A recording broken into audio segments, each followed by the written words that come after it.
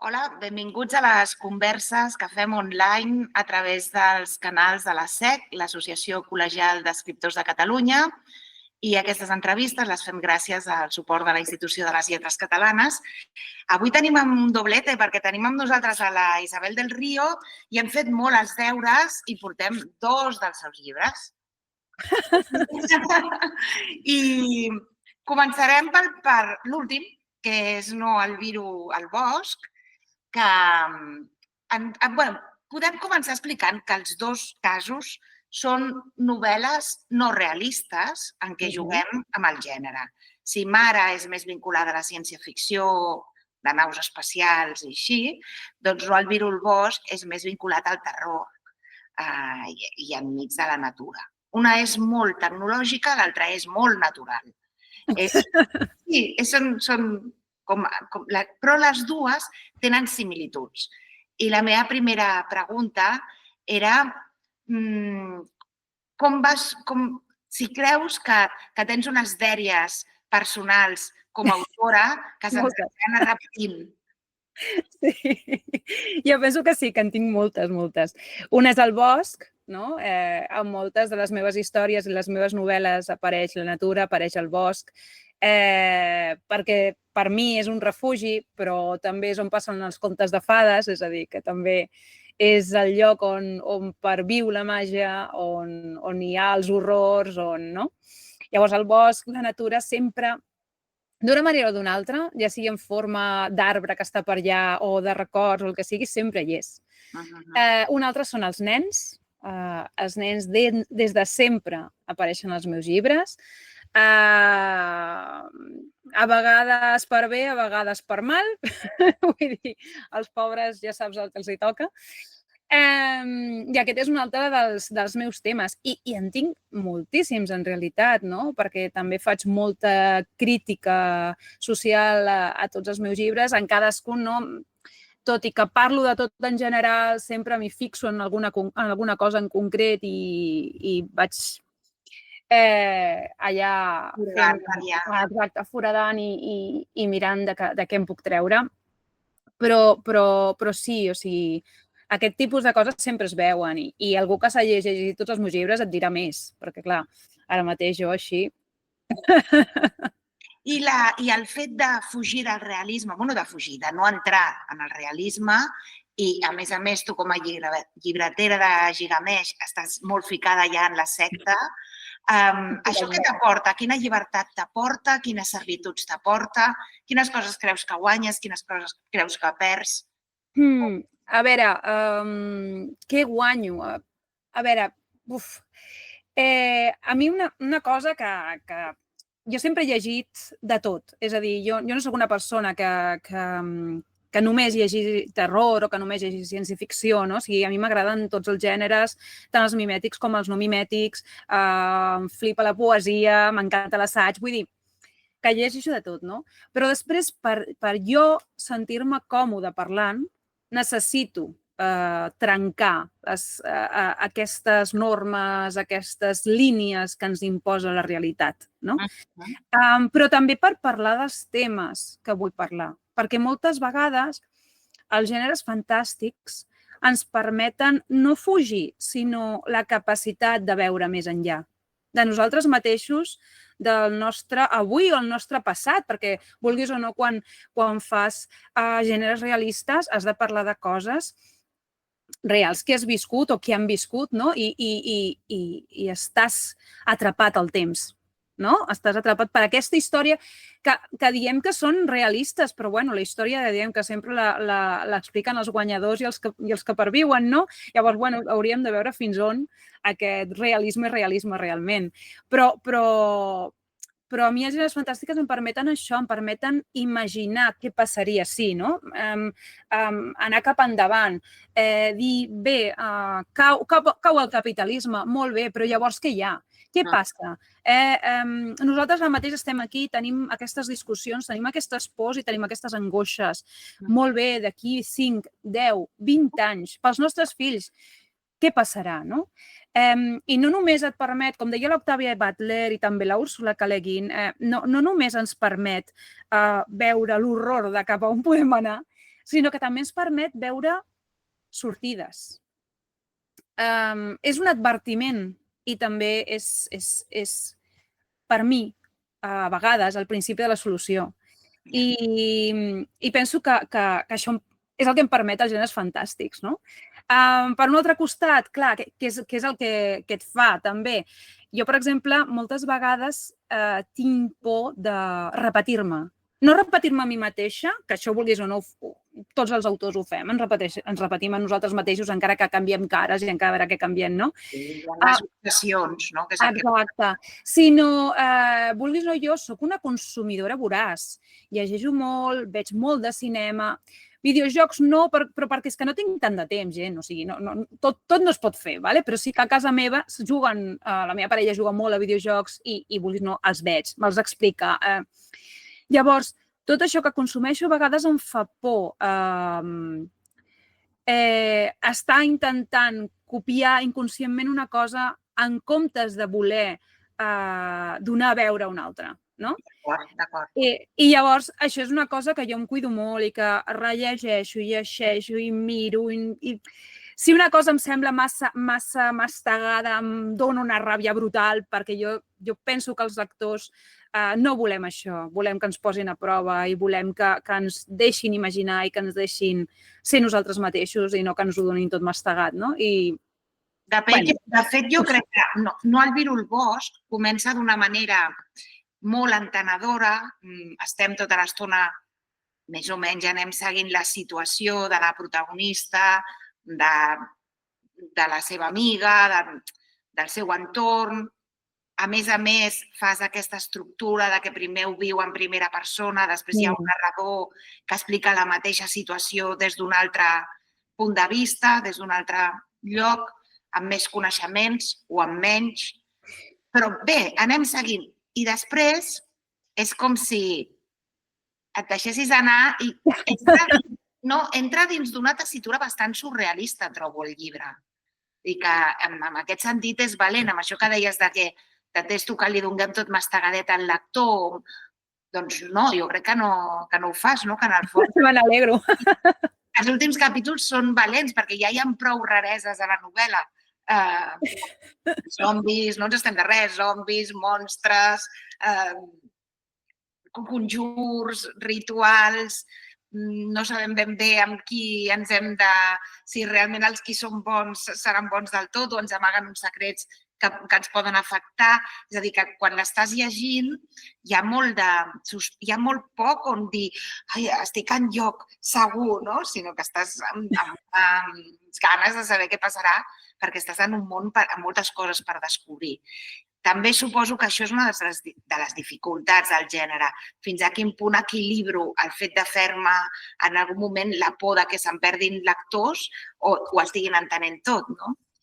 A veure, així com, que després parlaràs de mare, no? Així com amb mare sí que buscava una mica de pèrdua, en certa manera, després ja en parlarem, No el Virul Bosch no és exactament pèrdua, és dissociació i caos mental. O sigui, realment parlo d'una sèrie de conceptes psicològics que pateix la protagonista i que realment, dins de tot el que passa dins del llibre, a ella li van passant i li van trastocant també la informació que rep. No? O sigui, és que tampoc vull fer cap spoiler del final, perquè si no m'ho carrego. No cal. Però sí que és cert que clar, vulguis o no, quasi al final i al final hi ha dos moments que són caos. Són caos. Però caos perquè, vulguis o no, el dolor és caos, la violència és caos, el no entendre per què les persones fan certes coses és caos, no? O sigui, tot això trenca amb la nostra sensació de seguretat i amb la nostra sensació d'on som, qui som i qui és les persones que ens envolten, no? I fins a quin punt som humans no? I aquí jo jugava molt amb aquests conceptes. Llavors, clar, aquí sí que hi ha aquest trencament. En aquesta novel·la, en El Virul Bosch, és molt important l'amistat. Volies remarcar molt aquesta qüestió i de quins altres temes ens volies parlar? Uf! Bueno, volia parlar, com dius tu, bé, de l'amistat, però no tant perquè volés parlar d'amics, sinó volia parlar de les relacions humanes, no? Que realment, jo sempre ho he comentat, no? Però una persona sí pot tenir una parella o no, però moltes vegades hi ha relacions que són tan fortes com una relació de parella, tot i que no hi hagi aquesta intimitat o aquesta sexualitat dins d'aquesta relació, no? I volia parlar d'això precisament, no? D'aquests llaços que a vegades es formen entre dues persones i que encara que puguin passar anys, que puguin passar 1000 coses entre allà al mig, això que les uneix encara les uneix. I com moltes vegades ens emmirallem, no? en les coses que està patint l'altra persona, encara que no ens ho digui directament, i com això ens fa que ens uneixin, no? I, no sé, volia parlar de totes aquestes coses. Però, clar, dins del llibre també volia parlar de moltes coses. Volia parlar també de maternitat, però no de maternitat com vaig per la mare, sinó des del punt de vista de la llibertat de poder decidir sobre el nostre propi cos i poder decidir sobre el nostre futur i què volem fer realment, sense que la societat s'hi posi pel mig, sense que els prejudicis s'hi posin pel mig, perquè ja tenim bastants problemes, no? Biològicament parlant, no? Que hi ha moltes persones que voldrien ser pares i no poden, com per a sobre posar-nos-hi en això, no? Però també volia parlar del dret a no desitjar ser mare, no? Llavors, jo trobo que aquesta llibertat, tant poder decidir si vull ser-ho i què vull fer, com no vull ser-ho, no? Són dos conceptes de maternitat que estan, com abans deia, allò de l'emmirallament, no? I que al final la societat posa moltes pegues en tot això, no? I masses pros i masses hauria de. I volia parlar de tot això, no? I després, clar, volia parlar també de la cosificació de la infància, de suposat poder parental, volia parlar de... Sí, és que com em posi... No, això és terrible. Això que estàs fent és el que estem fent, és el que fem els autors, no? Que nosaltres volem parlar de moltes coses i aleshores el lector diu, a veure, però m'ha explicat una història, no? I jo com a lectora penso, sí, clar, tot això hi és, però és en la ment de l'edifici i tot allò que diuen de la teoria de l'iceberg, no? Que l'autor sap moltes més coses, però de fet mostra una única història. No us espanteu. No us espanteu. Moltes coses. Tot rutlla i no és explícitament, no és... No, són coses que apareixen. Per això deia que, clar, quan jo em poso a parlar de temes és el mateix que el que em deies abans de coses que es repeteixen als meus llibres, no? Vulguis o no, clar, jo em puc posar a parlar, no? I una de les coses que també volia parlar no era del planeta Terra en si com un ésser viu, més enllà del tema dels ecosistemes, etcètera, sinó com una entitat pròpia de la que nosaltres en realitat formem part encara que no vulguem acceptar-ho, no? I com nosaltres només som una cèl·lula per allà, no? Que potser podem ser un càncer o podem ser una plaqueta, no ho sabem, no? Llavors, volia parlar de tot això, volia parlar també de com la tecnologia mèdica avança i fins a quin punt la tecnologia pot ser bona o no pot ser dolenta. També volia fer en certa manera, una crítica a les utopies, perquè últimament m'ha passat molt aquesta conversa que hi ha, no? Que hi ha massa distopia, busquem utopies i tal i qual. I hi ha una cosa que és que tota utopia sempre hi haurà algú per qui serà una distopia. És a dir, encara que trobem un món meravellós o un lloc on la gent visqui molt bé, sempre hi haurà algú que no estarà bé. Sempre. No? I aquí també jo volia jugar amb això, no? Perquè realment l'Eloís fuig de ciutat perquè ja està molt malament i tota l'estona estem rebent els seus inputs, la seva visió d'aquest món, però hi ha un moment en què us porto a la ciutat i el que està passant, si tu mires la ciutat, aquesta ciutat tampoc és tan terrible. No? Si t'hi fixes, en realitat és una ciutat utòpica. El que passa és que... La mirada no és així. De fet, el que estaves comentant em remet a un paràgraf que vaig obrir allà, que dius l'ésser humà i el seu arrelat costum de creure que domina, que sap i pot manipular forces a les quals només serveix com a part d'un tot. Paraules que donen forma a l'univers, voluntat que enfoca la creació, matèria amb què generar-la. Això són. Es creuen creadors quan són el fang per donar forma. Això m'ha fet pensar molt en la feina d'escriure, també. Aquesta idea de donar forma al fang, a crear un univers, però tu en aquest sentit ets crítica, no? Amb això que em comentaves, no? De que és impossible crear un ideal. Amb Mare es veu, jo crec que encara més que amb aquesta de No al vir al bosc, aquesta voluntat de trobar un lloc per... Bueno, aquesta ingenuïtat, en certa manera, que l'ésser humà seria capaç de crear un lloc ideal. Sí, clar, a veure, podem anar solucionant problemes i esperem que se solucionin, que comencem a pensar amb una mica més de seny i comencem a fer cosetes, no? Que toca ja, no? Però és això, o sigui, sempre hi ha algun punt de discòrdia, no? O sigui, per exemple, a mi m'encantaria viure a muntanya, però jo sé que el meu marit es moriria del fàstic. O sigui, és que és així, no? O sigui, i al final per mi seria un ideal i seria una utopia, però per ell seria una distopia. Llavors, hem de pensar això, no? A veure, això és molt simplista el que estic dient, però és perquè s'entengui, no? Llavors, realment, jo volia molt fer aquest joc, no? Perquè al final ho hem de tenir en compte, que sí que és cert que potser no hem d'estar repetint sempre tanta distopia i tant tal, però tampoc ens pensem que per escriure utopies les coses milloraran. Justament la distopia va néixer per fer crítica i per intentar trobar solucions. No per una altra cosa. El teu marit, clar, s'haurà llegit No al vir al bosc i li has donat molts arguments per no anar a viure al camp. Amb això t'has tirat per la teva taulada. Què va? Si jo quan vaig al bosc, ell em veu que jo soc allà com una fada, estic per allà superfeliç. Què va? T'imagines? No són molt d'això.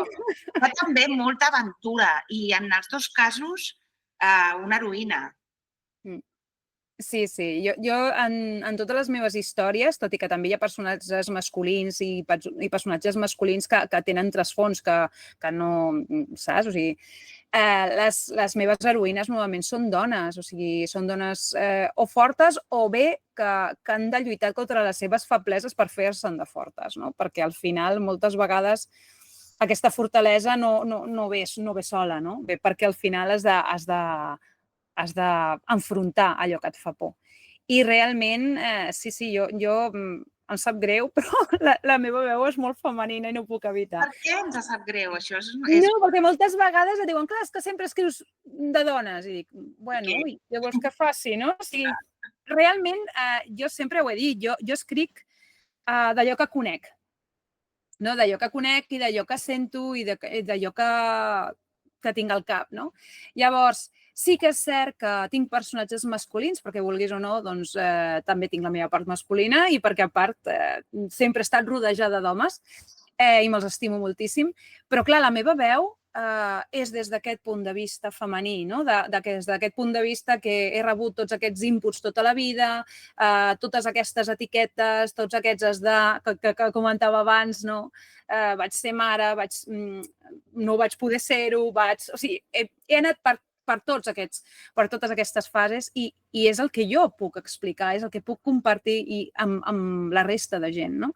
I llavors, sí, o sigui, dones. Aquest tema de la maternitat, no maternitat, m'ha fet pensar en el llibre de l'Elisenda Solsona. Sí. No sé si l'has llegit, que també és... Sí, una barbaritat, és meravellós. Llegiu-lo qui no l'hagi llegit, perquè sí, brutal. I els dos jo crec que seria un bon encarament, els dos llibres, perquè tenen coses en comú, no? Aquest bosc, aquesta aventura, aquesta entrar a la cova, els misteris de la cova, aquestes mares, no mares, hi ha forces coses que a mi em recordaven els dos llibres. O sigui que pot ser un bon exercici de literatura comparada en un club de lectura. Aquí ho deixo. Sí, vam fer una xerrada precisament amb l'Elisenda i la Roser Cabré per parlar de tots aquests temes i sí, és molt divertit perquè, clar, nosaltres anem parlant i anem donant opinions i ens adonem que hi ha tots aquests llaços que dius, ostres, però és que, no? Un dia me'n recordo la Rosa que deia, és que això ho podria estar dient jo, no? O l'Elisenda em deia, uau, això m'encanta, i jo li deia a ella, dic, ostres, això és brutal, no? I clar, és que vulguis o no, tot i que som d'anys diferents, totes hem hagut de passar per aquesta mateixa societat, no? I totes aquestes coses, vulguis o no, les tenim totes al cap. Molt bé, i tu i jo tenim la coincidència també d'haver escrit un llibre que es diu Mare, les dues, en pocs anys de diferència. No em recordo ni quina va ser la primera, però... Ostres, no ho sé. A veure, Mare, 22? Pot ser? A veure, anem a mirar-ho, que el tinc aquí. No me'n recordo. 22. Mira. El meu és d'abans. Crec és d'abans de la pandèmia, o sigui que sí, és del 19, deu ser, o així. Però bé, ja hem vist que són dos llibres molt diferents.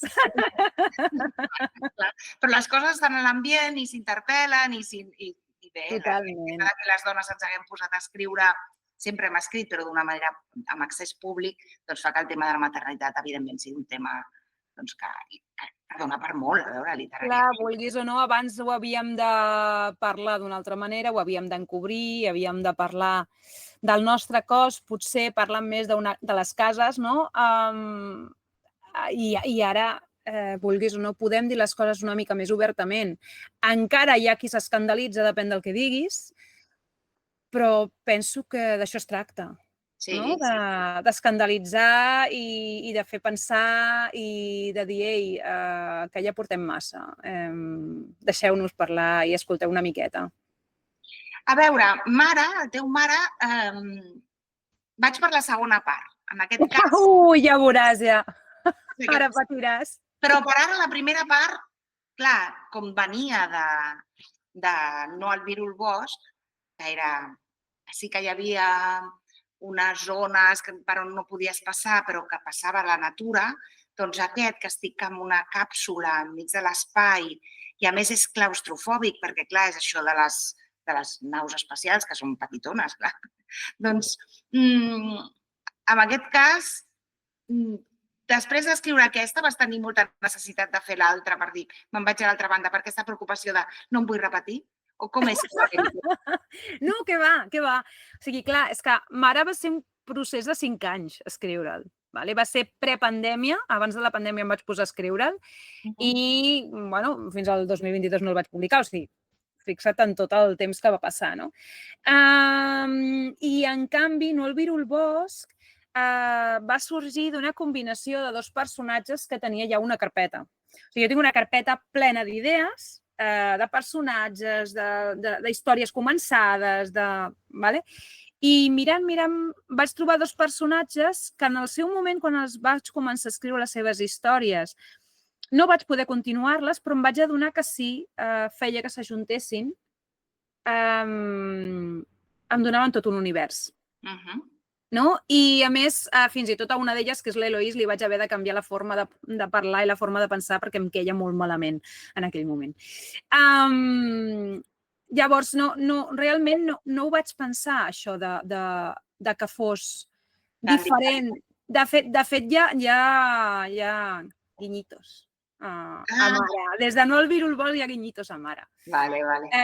Justament perquè jugava. En realitat, jo estava escrivint una altra cosa entremig. Després de Mare em vaig posar a escriure una novel·la que encara estic allà treballant, o sigui, porto un altre cop molt de temps treballant amb aquesta, i vaig parar justament per escriure No al virus bosc, perquè la tenia al cap, tenia les veus de les personatges i l'havia d'escriure. Vaig escriure 50 pàgines, em va semblar horrible, ho vaig llançar, em vaig desfer d'això i vaig tornar a començar. I llavors vaig escriure això. Però sí, no vaig tenir aquesta por, però sí que vaig...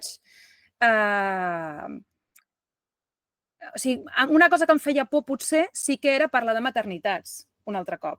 Però després vaig pensar, i per què no? O sigui, tornes a parlar de maternitats, però és que no és el mateix el que estàs comentant, no? No, Llavors... però a més és un tema que no s'acaba mai, vull dir que també pot ser... Sí, però a vegades és allò, no?, que et fa aquesta angoixa de dir un altre cop estàs amb el mateix, nena, canviem una mica de tema, no?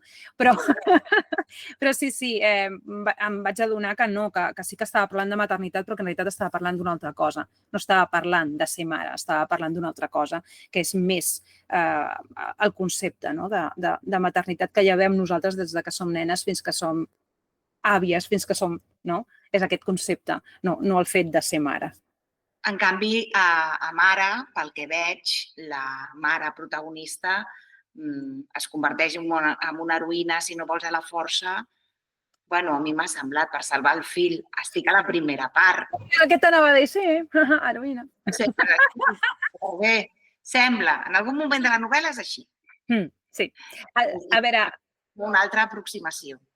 Sí, Mare el que té és que al principi va jugar molt que fos molt senzill de llegir, és molt space opera, el que busco és més un tema claustrofòbic i de sensació de no hi ha futur, no? Però la segona part, precisament, és la part on la gent se li pam al cap, perquè és la part on jo busco que et sentis com la protagonista. I llavors és on jugo una mica no a perdre exactament el lector, sinó a fer-lo sentir l'angoixa de no saber on ets, qui ets, què ets, no? Ara tinc ganes d'acabar l'entrevista per ja anar directe.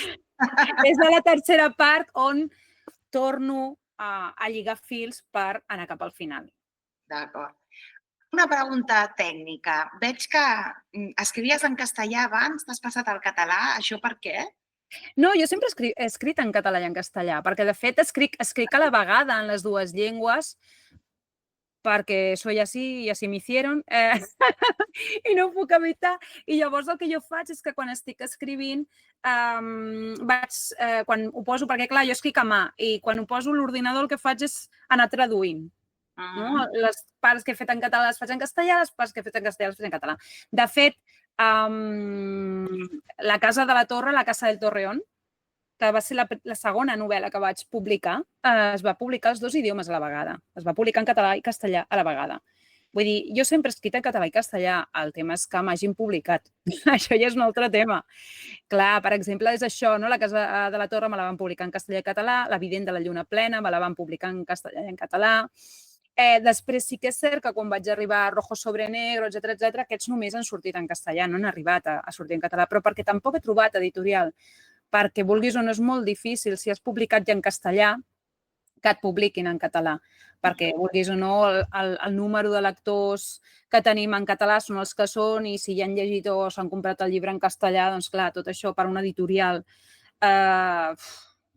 Jo ho entenc, O sigui... Tot i que ara hi ha editorials de gènere, aquestes dues que tu has publicat, Espècula i Mai més, estan fent una feina interessant en aquest sentit. Uau, brutal. Aquesta literatura en català que no era tan habitual, no? Tenir un segell específic d'aquesta... Sí, Mai més ja porta molts anys amb nosaltres. De fet, amb ells vaig descobrir a Octavia Butler amb Alba i va ser una lectura que em va fer canviar tota la manera que tenia jo de veure la ciència-ficció. O sigui, a mi realment aquest llibre em va canviar totalment. I jo s'agraeixo moltíssim, sempre li dic al Sergio, sempre, perquè és una cosa que em va canviar moltíssim. I Espècula, a mi em fa una il·lusió brutal haver estat el segon llibre del segell, perquè, no sé, va ser... El Jordi venia amb una il·lusió tan gran i encara en té tanta il·lusió i espero que vagi molt bé a les dues editorials, perquè és que s'ho mereixen moltíssim. Jo només un apunt. He arribat al teu llibre perquè me l'han recomanat molt, però jo amb aquesta portada hagués pensat que era un llibre infantil i juvenil. Ho sé, això ho vaig parlar amb l'editor. Li vaig dir que tenia molta por perquè, a veure, la il·lustració em flipa. Jo no sé si l'has obert per veure la portada i la contraportada, perquè és una passada, perquè viatgem des del bosc viatgem cap a la ciutat, bueno, de la ciutat al bosc, perdoneu, vale? I llavors es veu la cúpula de la ciutat, es veu després com va cap al bosc, o sigui, és brutal. I l'Esther Sanz, que és l'artista, no?, que ha fet aquesta portada, és una crac i és brutalíssima. Però quin és el tema? A mi quan em va ensenyar la portada a l'editor jo li vaig dir, dic, pensa que soc dona, escric gènere fantàstic i he escrit juvenil. Llavors jo li vaig dir, dic, a mi em fa molta por que la gent vegi la portada i pensi, hosti, mira, una nova novel·la juvenil de la Isabel del Río. Sí. I clar, ella em deia, no, però això no passa, que no sé què, que tu mira Pratchett, no, que aquestes portades tan maques que té. I jo li deia, ja, però és que Pratchett ja el coneixen, ja saben de quin rotllo va. I de fet, Pratchett, hi ha molts dels seus llibres, per no dir quasi tots, els poden llegir els nanos sense cap problema. Però clar, aquest, jo no em veig una nena de 13 anys llegint aquest llibre. Bueno... La traumatitzem una miqueta, potser la nena, També poden veure Joc de Trons, vull dir que no ho sé. Sí, no, per això et dic que depèn de la nena, perquè al final és això. Però que és aquest punt, no?, si fos un home no seria el mateix, també ho dic, O sigui, no passaria el mateix. Però... Jo això no ho sé, perquè no sé què vols dir, que aquí posés Eduardo del Río. No sé, m'encantaria que siguis una dona. Crec que és més el... vols dir la il·lustració, la protagonista? Tot el conjunt et fa pensar en una noia jove, no? Sí. Sí o no? Clar, i justament quan hi ha un personatge que és una dona jove, normalment es pensa, i tot i que l'Eloís tampoc és tan jove, o sigui, és jove, però bueno, ja té una edat, no és una nena de 16 anys. Està en la trentena, no? Bueno, més cap als 40 que pels 30. Vaja. Però clar, vulguis o no ella, en aquesta imatge se la veu jove i vulguis o no la gent quan veu això, és això, pensa en juvenil. Sí. Doncs bé, us avisem. Des d'aquí, tu també pots anar avisant des de la llibreria. No, ja ho faig, perquè m'han vingut a comprar el llibre per nenes jovenetes. Aquest què tal? I jo li dic, bueno, soc l'autora. I jo et diria que aquest llibre en concret, no. Si vols et recomano altres llibres que li agradaran. I li he recomanat altres llibres. Molt bé. Doncs queda aclarit, Isabel. Podeu entrar al bosc i patir molt aquí. Si voleu anar amb una nau espacial i patir molt. Aquí. Molt bé, doncs moltes gràcies, Isabel. Moltes gràcies a tu. On ens portes? Sí, a veure, ja em diràs què et sembla al final. Adéu.